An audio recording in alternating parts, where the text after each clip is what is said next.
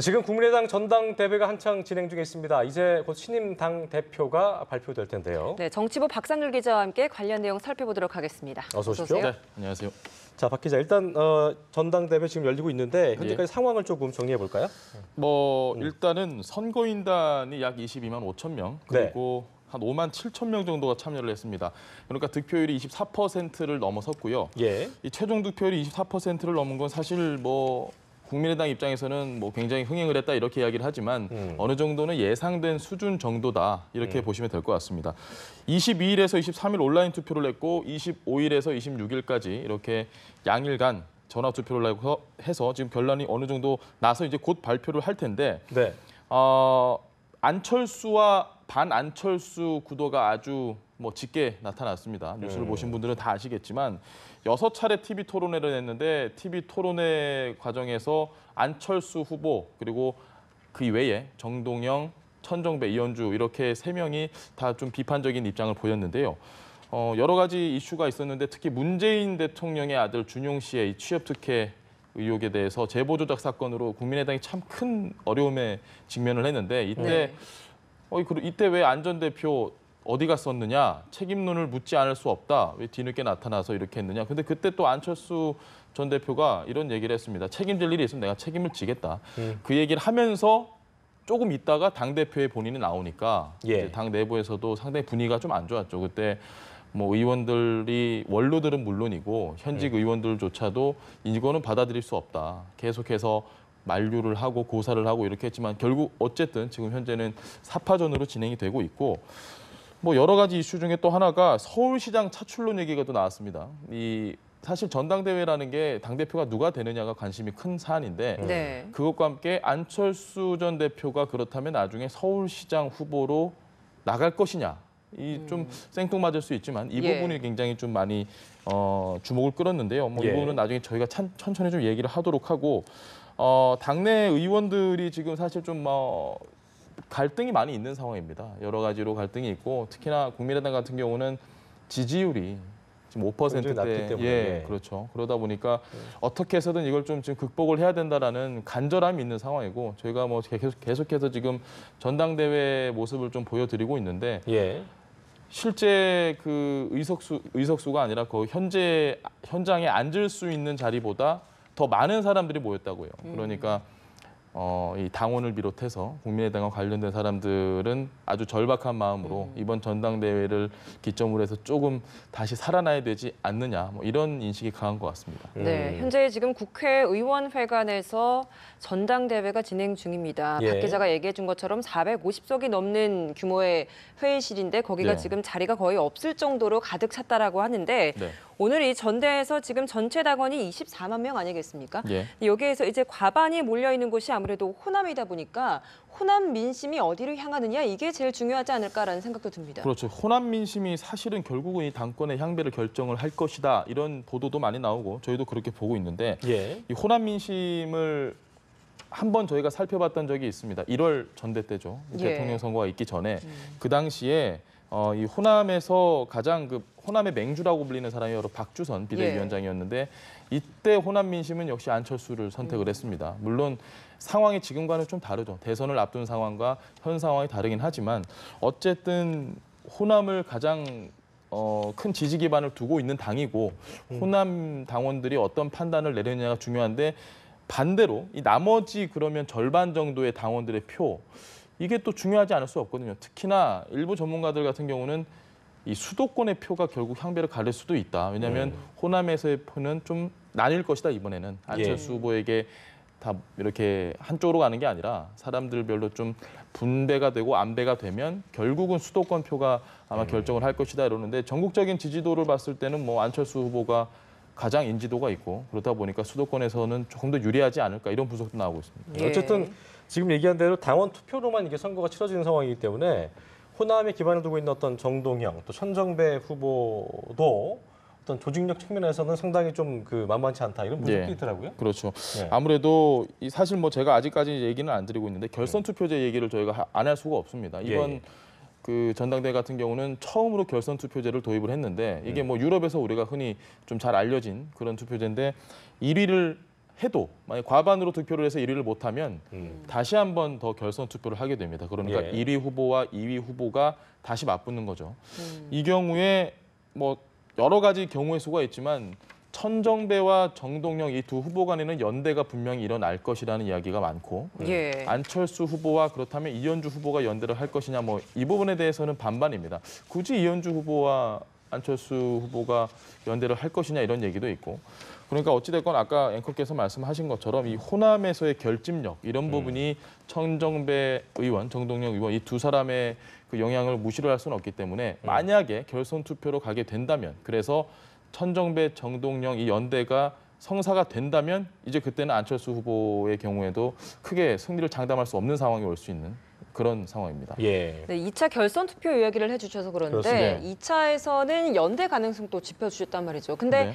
연대를 하려면 일단 명분이 있어야 되는데 명분이 부족하다라는 분석도 있어요. 이분은 어떻게 보십니까? 뭐 사실 정치라는 게 결국 명분 싸움이지 않습니까? 네. 명분이 부족하고 아까 말씀드린 것처럼 안철수 후보가 거의 뭐 1위는 하지 않을까라는 게 저희의 조심스러운 예상입니다. 예. 근데 과반을 하느냐 못하느냐의 문제인데 그렇다면 2위를 누가 할 것이냐 사실 정말 모르겠습니다. 누가 할지는 예상도 안 되고 뭐 당 내에서도조차 잘 정치권에서는 모르겠다라는 얘기 나온 게 없나요? 뭐 뭐 누가 사람마다 다 이야기는 다르니까 어. 예. 누구 말을 믿어야 될지는 모르겠지만 결과가 나오기 전까지 모르는데 2위를 이현주 의원이 하게 된다면 뭐 예. 그렇게 되면 이제 그냥 뭐 결선 투표를 하게 될 텐데 만약에 2위를 천정배나 정동영 의원이 할 경우에는 이제 연대 문제가 반드시 수면 위로 올라올 것이고 근데 안철수 후보가 그렇다면 이현주 의원을 끌어들일 것이냐 이 부분에 있어서 사실 그렇게 연대가 많지는 않습니다. 그러니까 그 명분이 많지는 않습니다. 예. 굳이 그런 걸 감안하면서까지 안철수 후보가 이현주 의원과 연대를 할 것이냐 이 부분에는 좀 회의적인 이야기가 많고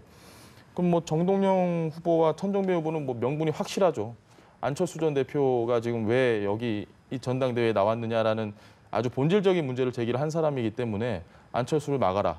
그런 아주 단순한 명분이 있기 때문에 뭐 그 두 사람의 연대는 뭐 기정사실화돼 있는데 뭐 결선 투표를 안 가는 가능성도 충분히 제기가 되니까 저희가 이제 곧 결론이 나올 텐데 그 결론을 보고 아마 좀 얘기를 다시 나눠봐야 되지 않을까 싶습니다. 그렇군요. 예.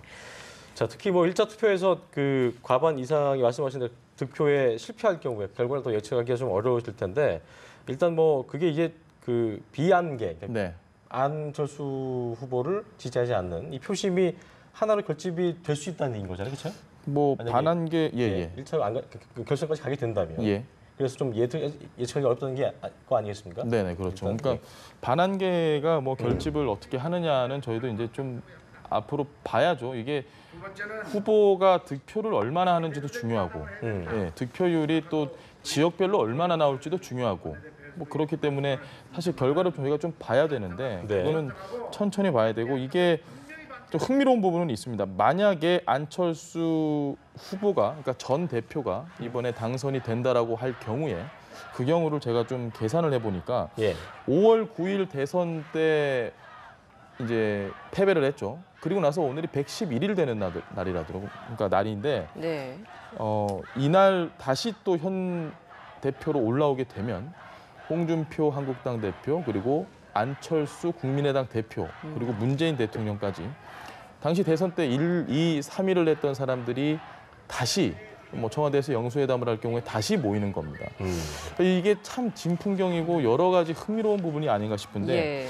뭐 이렇게 될 가능성도 지금 어느 정도 있기 때문에 저희가 만약에 그렇게 되면 아마 언론에서 뭐 물보도 그래요. 뻔합니다. 상당히 많은 얘기를 할 것 같습니다. 자, 이제 당대표 당선자 발표가 하나 좀 이루어야 될 텐데 일단 오늘 그 국회의원회관 대회의실에서 임시 전당대회가 열리고 있고 신임 당대표 이외에 또 뽑히는 그 신임 지도부가 뽑히는 거잖아요. 예. 또 누가 뽑히게 되는지 좀 설명을 좀 해주시죠. 오늘 최고위원이 뽑히게 됩니다. 네. 최고위원인데 사람들이 사실은 잘 관심이 없는 부분일 수 있어요. 전당대회에서는 거의 당 대표가 주인공이기 때문에. 그런데 좀 소개를 해드리면 최고위원 후보로 나온 사람이 이동섭, 김용필, 김진성, 장진영, 박주원 이렇게 있고 여성 그리고 여성위원장도 뽑힙니다. 네. 2명의 이 후보가 있는데 전정희, 박주현 이렇게 있고 2명 중에 1명. 예, 청년위원장도 뽑히게 되는데 네. 이태우, 장성배, 심철이입니다. 의 그리고 네. 배준현 이렇게까지 한 명이 또 뽑히게 되는데 네. 사실 이 전대라는 게 당대표 선출이라고 보통 저희가 얘기를 하지 않고 새 지도부 선출이라고 하잖아요. 그러니까 대표와 그다음에 최고위원과의 호흡 그런 부분들이 잘 맞아야 되는데 지금 국민의당 같은 경우는 좀 아까도 제가 말씀을 드렸다시피 상당히 위기 속에 위기를 겪고 있고 지지율은 침체돼 있고 국민들에게 뭐 좀 임팩트를 주지 못하고 있고 그리고 국회에서도 사실 캐스팅 보트 역할을 하겠다. 의석수가 지금 40석인데 이 40석이면 더불어민주당 120석과 함께 합쳐서 과반이 넘기 때문에 상당히 큰 역할을 하지 않겠느냐고 기대를 하고 생각을 했지만 자체적으로 당이 지금 좀 위기에 빠지면서 네. 사실 그런 캐스팅 보트 역할에도 의문을 품는 사람들도 많이 생기고 있고요. 그렇죠. 그러다 보니까 이 당대표, 특히나 당 지도부가 과연 지금 이렇게 분열이 돼 있는 어느 정도 혼란을 겪고 있는 당을 어떻게 수습을 하느냐가 첫 번째 과제거든요. 그래서 뭐 지금 잘 짚어주신 것처럼 최고위원이나 여성위원장이나 청년위원장에 대한 관심도 분명히 한 번은 저희가 짚고 넘어가야 되지 않나 싶습니다. 예. 그래요. 2시 정도부터 시작된 국민의당 전당대회 저희가 이제 뭐 잠시 후에 그 결과가 나온다고 하고 그 현장을 네. 연결해서 생중계로 보도를 해드릴 예정입니다. 근데 이번에 이제 사실 초반에 안철수 전 대표가 다시 출마한다고 해서 많은 관심이라고 할까요? 좀 뜨거운 감자로 부상을 했다가 네.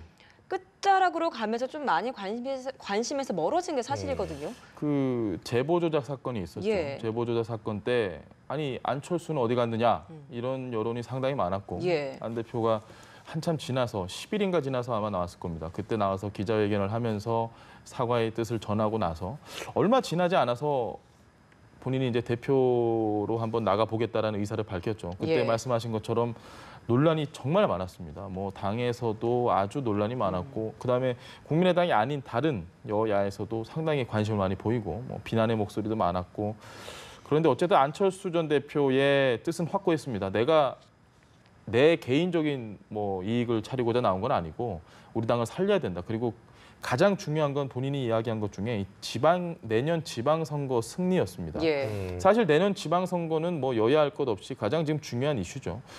이 국민의당이 내년 지방선거에서 성공을 하기 위해서 승리를 하기 위해서 안 전 대표는 나는 그래서 나왔다라고 얘기를 했는데 본인 스스로도 아마 그럴 겁니다. 만약에 본인이 이대로 대표로서 역할을 하지 못하고 그리고 이 지방선거라는 건 결국 공천권이 걸려있는 문제거든요. 당에서.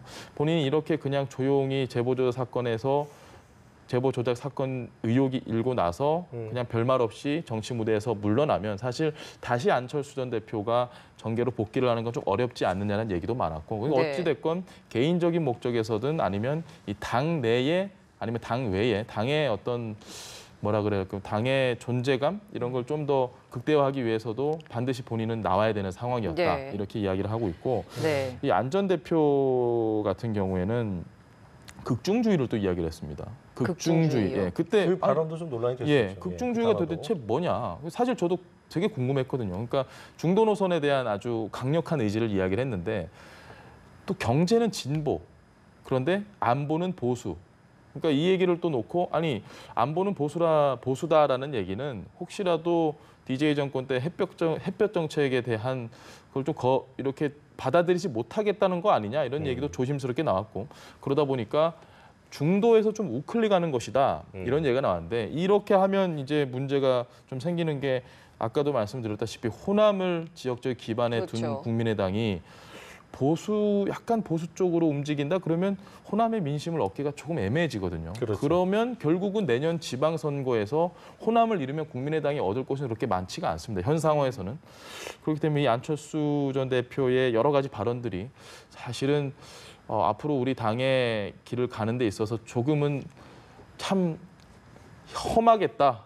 이 길을 넘어가는 게 험하겠다 이런 주장들도 그래요. 많은데 예. 뭐 어쨌든 한번 저희가 지켜봐야죠. 네, 그 그럼에도 결과- 지금 예. 이제 안철수 대표 대 비안철수 길이로 흘러갔던 게 사실이거든요. 근데 예. 이번에 이제 전당대회 결과까지 나오기에 앞서서 다른 세 후보들이 안철수 후보와 좀 차별화를 보일 수 있는 존재감을 부각시켜야 했는데 예. 그게 부족하지 않느냐라는 지적도 있어요. 뭐 간단하게 예를 들어서 6번의 TV 토론을 했습니다. 6번의 두각을 보인 사람이 있나요? 굳이 저는 뭐 제 그러자면? 개인적인 의견을 묻는다면 글쎄요. 크게 두각을 보인 사람이 없다라고 저는 개인적으로 이야기하고 싶은데 네. 그렇게 하면 이제 내 후보분께서 상당히 뭐 이렇게 좋게 생각을 안 하실 수 있는데 예.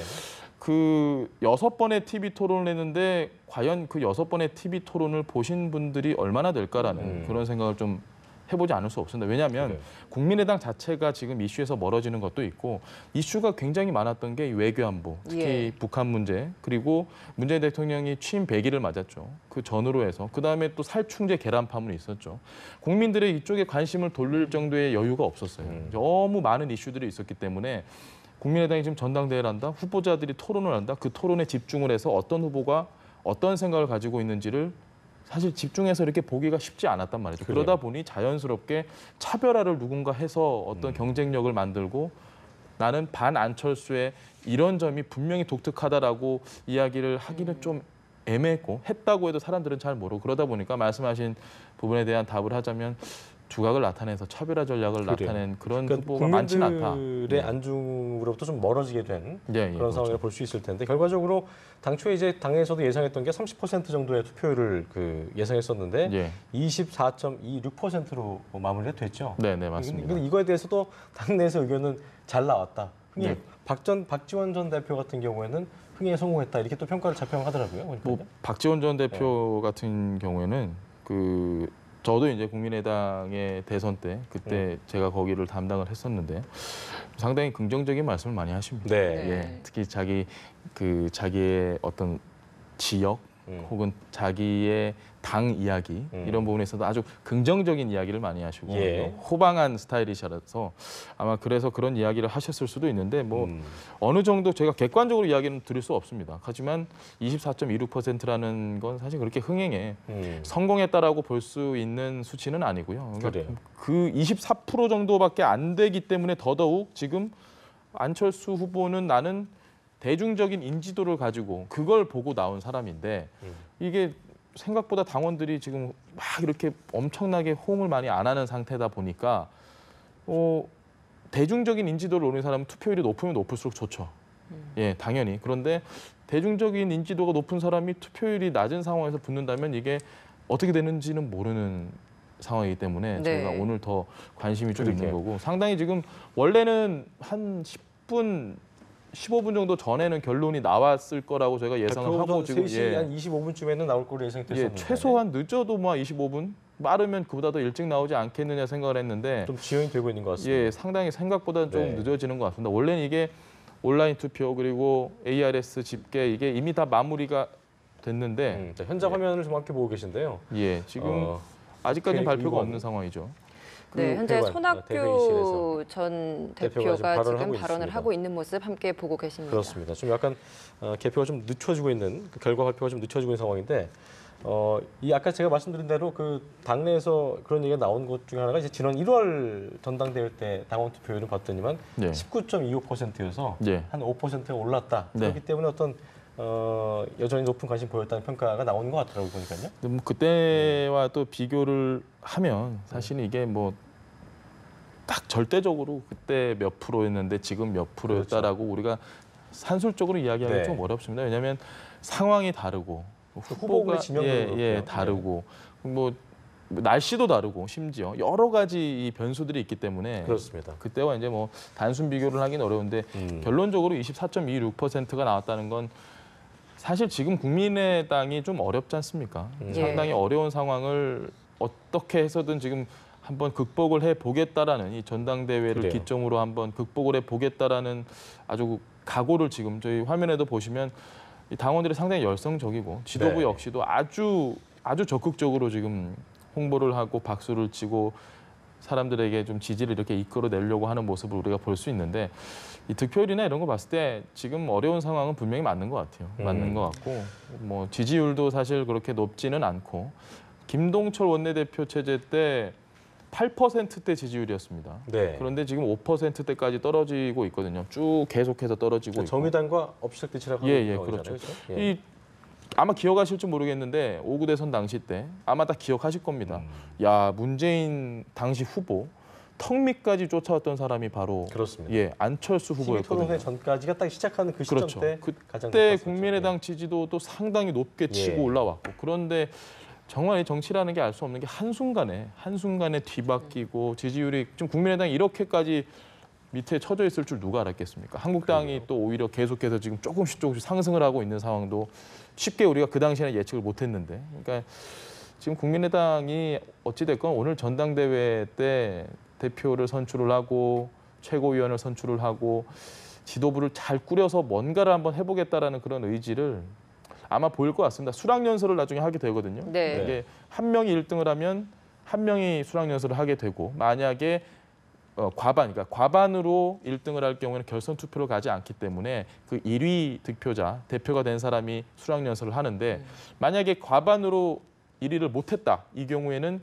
1위 득표자와 2위 득표자가 같이 수락연설을 네. 합니다. 네. 저희가 그 수락연설도 한번 의미 있게 좀 봐야 될 것 같습니다. 네, 국민의당 국회의원회관 대회의실에서 임시 전당대회가 열렸는데요. 조금 전 보신 대로 다시 한번 정리를 해드리자면 당대표에 저희가 관심을 좀 모은 부분이었는데 예. 안철수 후보가 29,095표로 당대표가 됐습니다. 이상돈 의장의 발언 들어보시겠습니다.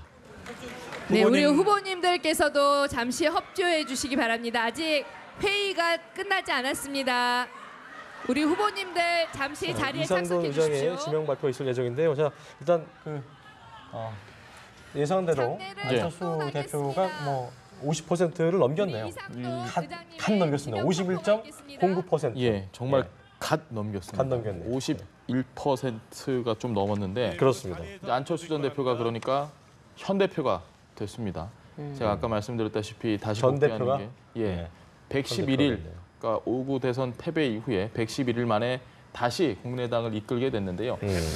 사실 정말 많은 과제들이 남아 있습니다. 이제 일단 당내 갈등을 어떻게 봉합을 하느냐, 안 대표의 출마 당시부터 너무 많은 반발에 직면을 했고, 그리고 당이 지금 또 위기인 상황이고, 이 당의 정체성을 어떻게 다시 재정립을 하는지도 문제일 뿐더러 이제 곧 정기국회거든요. 정기국회에서 정말 많은 여야 간의 협치가 지금 일어나야 되는 상황인데 갈등이 참 많은 요소들이 정말 산적해 있습니다. 산 넘어 물, 물 건너 산, 이런 얘기가 있나요? 지금 그런 얘기처럼 여러 가지 일들을 해야 되는데, 이제 안 대표가 과연 이제 국민의당을 어떻게 좀 이끌어 가느냐. 안철수 대표가 선출이 됐으니까 한국당의 홍준표 대표와 함께 대선 때 1, 2, 3위, 득표 1, 2, 3위를 냈던 문재인 대통령을 포함해서 이 세 명이 다시 또다시 만나게 됐습니다. 아마 곧 청와대에서 영수회담을 할 경우에 진풍경이 연출될 겁니다. 이 세 후보 3명의 문재인 그리고 홍준표, 안철수를 제외하면 나머지 3명의 이 여성 당대표. 사실은 안철수 대표가 과연 50%를 넘을 수 있느냐에 그렇죠. 많은 의문을 제기를 했는데, 일단 요인은 뭐라고 보세요? 넘었습니다. 여러 우여곡절 끝에 출마를 했고, 아무래도 대중적인 인지도가 아닐까요? 호남 민심에서 지금 정확하게 제가 호남에서 몇 %가 나왔는지는 저희가 아직 보지는 못했는데, 당원들이 그래도 국민의당을 위기에서 지금 다시 이끌어낼 사람은 안철수다. 안철수다. 우리 창업주가 다시 한번 우리를 좀 잘 해줄 수 있지 않느냐, 이런 선택을 한 것 같습니다. 가장 큰 요인 지명도로 좀 보고 있고. 네. 근데 일단 압도적인 득표로 당선이 안 된다면 당선이 돼도 이후에 어떤 분열된 당내 분위기를 수습하는데 어려움이 있지 않겠냐, 이런 분석이 있더라고요. 그러니까 이게 결선 투표로 가게 되면 누가 가든 당내 리더십을 활용하는 데 문제가 있을 것이다라고 아까 제가 말씀을 드렸던 그렇죠. 게 바로 사실 51%가 찍었다라는 건 그 나머지는 안철수 전 대표의 등판을 반대했다라고 해석할 여지도 있습니다. 반 정도는. 반 정도는. 그러다 보니까 과연 이걸 어떻게 이제 끌고 가는, 사실 당원들의 마음도 중요하거든요. 당원들의 민심, 그게 곧 지역 민심이 되고 그게 곧 내년 지방선거로 그렇습니다. 이어지는 거기 때문에 당내 갈등을 잘 봉합하는 것도 중요하겠지만 이 당원들의 마음도 중요한데, 이야기하신 것처럼 51%로 갓 넘긴 부분은 조금은 저희가 이제 안철수 대표죠 이제. 이게 전 대표가 입에 붙어가지고 그렇습니다. 안철수 대표입니다. 신임 대표입니다. 안철수 신임 대표 어색하네요. 신임 대표도 어색하네요. 항상 대표를 하시던 분이 이 대표가 됐으니까 이제 다시 또 한번 잘 추스릴 수 있는지 저희가 지켜봐야죠. 머리 스타일도 바꾸면서 한번 그때 강력한 의지를 보이셨으니까. 네. 현재 지금 안철수 전 대표, 안철수 신임 대표 전 대표가 입에 익으시죠? 예, 안철수 신인 대표 이번 당선되고 나서 단상위로 올라와서 곧 축하 연설 그리고 당선 연설을 할 예정입니다. 저희가 그 지금은 연설 내용도 좀 함께 연결해서 들어볼 예정인데 네. 이제 사실 저희가 초반에 1위로 과반 득표를 할 것이냐 아니면 2위 결선 투표까지 갈 것이냐를 두고 1위 과반 득표 시에는 좀 그나마 그래도 결선으로 가서 당선되는 것보다는 당내 장악력이 생기지 않겠느냐, 명분이 생기지 않겠느냐라는 생각도 좀 든 것도 사실이거든요. 네. 이번에 이제 과반 득표를 해서 1차 투표에서 당선이 됐기 때문에 이 부분에 있어서는 좀 힘이 실릴 수도 있겠다라는 생각이 듭니다. 뭐 반반으로 볼 수 있을 것 같습니다. 예. 제가 봤을 때는 뭐 당연히 말씀하신 것처럼 과반이 넘었기 때문에 힘이 실리는 것과 동시에 방금 또 말씀드렸던 것처럼 갓 넘겼다라는 이 부분. 이게 사실 지지율이 높지 않거든요. 51% 정도면 정말 근데 뭐 물론 후보가 여러 명이었으니까 그래도 51%면 많다라고 해석할 여지는 있지만 안철수지 않습니까? 안철수 대통령 후보로 나갔었던. 예, 안철수였고 그리고 그 당시에 문재인 대통령과 문재인 후보를 턱밑까지 쫓았던 힘을 보여준 안철수였는데 지금 다시 대표에 나왔는데 4명에서 갓 51%를 넘겼다. 이 부분은 아마 저희가 지금 계속해서 논란도 있었고요. 예, 안철수 대표의 얼굴을 지금 표정이 굉장히 표정을 좀 여쭤보고 싶었는데 결의에 차 있기도 하고 만감이 좀 교차하는 표정이에요. 그러니까 늘 저 얼굴이세요. 근데 대한. 약간 늘 좀 뭔가 이렇게 쉽게 해석하기 어려운 듯한 표정을 짓고 계신데 뭐 이렇게 아까 살짝 눈웃음을 짓는 걸로 봐서는 기분이 좋으실 수밖에 없겠지만 마냥 웃을 수만 지금 웃으셨는데 마냥 웃을 수는 없는 예, 그런 상황이지 않을까 네, 싶습니다. 당선이 돼서 기쁨도 있겠지만 앞으로 내년 지방선거도 있겠지만 일단은 당내 갈등 봉합이라는 가장 중요한 과제가 눈앞에 지금 직면해 있는 게 아니겠습니까? 그런 것들이 지금 표정에 고스란히 드러나는 게 아닐까, 그렇죠. 마음속에 있지 않을까라는 생각이 어떤 듭니다. 과제에 대한 부담감도 있겠고요. 갈 길이 멀죠. 그렇습니다. 그리고 근데 일단 말씀하세요. 안 전 대표가 당내 의원들 말리 뿌리치고 네. 지난 3일에 이제 그 당권 도전을 본격적으로 선언을 했잖아요. 예. 그러니까 그러면서 이제 전대구도가 일시적으로 요동치게 된 건데 일단 그때 이런 발언을 했거든요. 그러니까 심장이 정지돼서 쓰러진 환자는 웬만해서는 심장이 다시 뛰지 않는다. 네. 전기 충격 줘야 된다. 뭐 이런 출마의 배를 밝혔기 때문에 네. 빨리 했어야 된다는 그 마음에 대한 어떤 결과가 나왔어서 그런 어떤 만감 교차도 있을 것 같은 생각이 드네요. 그죠? 예. 뭐 말씀하시는 것처럼 참 마음이 무거울 수 있고 이제 그래요. 앞으로 내가 뭘 먼저 해야 되느냐, 과연 어떤 걸 먼저 해야 되느냐 이 부분에 네. 대한 생각도 있을 수 있고 네. 저는 한 가지 이제 만약에 나중에 안철수 대표를 만나게 되면 꼭 묻고 싶은 게 아마 많은 기자들이 그런 생각을 할 겁니다. 그래요. 그 서울시장 관련해서 예, 그 부분은 이제 저희가 앞으로 천천히 한번 그래요. 이야기를 지켜봐야 나눠보도록 될 것 하겠습니다. 네, 안철수 신임 대표 네. 총 56,593표 중에 29,000표 이상을 획득하면서 그렇습니다. 51%의 득표율로 신임 국민의당 당대표로 선출됐습니다. 네, 지금까지 박상률 기자와 이야기 나눴습니다. 고맙습니다. 네, 감사합니다.